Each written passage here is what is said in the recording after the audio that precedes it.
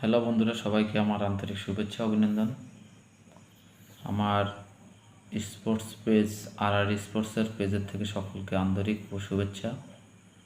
আজকে একটা জিনিস এমন এক টপিকস নিয়ে কথা বলতে আসলাম, যেটা জানি না আমার কথাটুকু কতটুকু সত্য কতটুকু মিথ্যা। বাংলাদেশ ক্রিকেট টিমের এমন একজন সৌভাগ্যবান ব্যক্তি, খেলোয়াড়, তিনি হলেন সৌম্য সরকার। বাংলাদেশ ক্রিকেট টিমের সবচেয়ে সৌভাগ্যবান ব্যক্তি, যে প্রত্যেকটা ওয়ার্ল্ড কাপের আগে সে কোনো না কোনোভাবে সুযোগ পাবে। সে অরিজিনাল একটা ট্যালেন্টেড প্লেয়ার।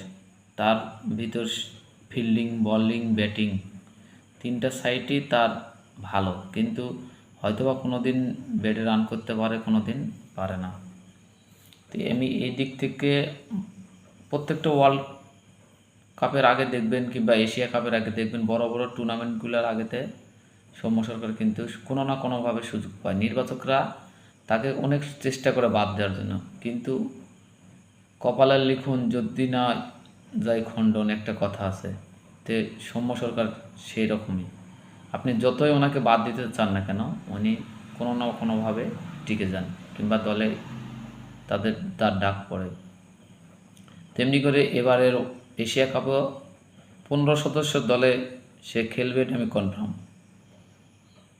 ব্যাকআপ ওপেনার হিসেবে তাকে রাখবে টিম ম্যানেজমেন্ট, এটা 100%। এবং ওপেনার হিসেবে শুধু রাখলে হবে না, টি-20 ম্যাচ যেহেতু আপনি 6 বোলার নিয়ে খেলতেই হবে, সেক্ষেত্রে আপনি সৌম্য সরকারকে অটো চয়েস ভাবতে পারেন। আমি বুঝি না ও সৌম্য সরকারকে কেন অটো চয়েস সবাই ভাবে না, কারণ 2টা ওভার বল সে করে দিতে পারে আপনার। তারপরেও অন্য ব্যাটসম্যানরা যদি 20টা রান করে, সৌম্য সরকার ওকে যদি ফ্রিলি খেলার বলা হয় যে 10 বলে 15 রান 20 রান করে ও করে দিতে পারে। না হলে তারপর তার ফিল্ডিংটা 10টা ফিল্ডারের চেয়ে অনেক গুণ ভালো। এই দিক থেকে টি-20 আমি মনে করি যে সৌম্য সরকার বাংলাদেশে অটো হওয়া উচিত।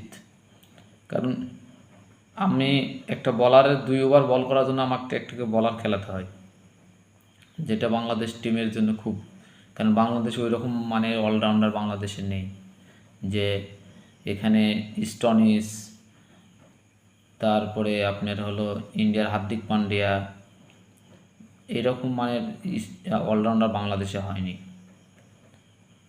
এই জন্যে এই দিক থেকে সৌম্য সরকারকে আমার মনে হয় অটো চয়েস রাখা উচিত, এবং সে সবসময় এটা থাকুক এবং বেশি বেশি খেলুক, এটাই আমার প্রত্যাশা।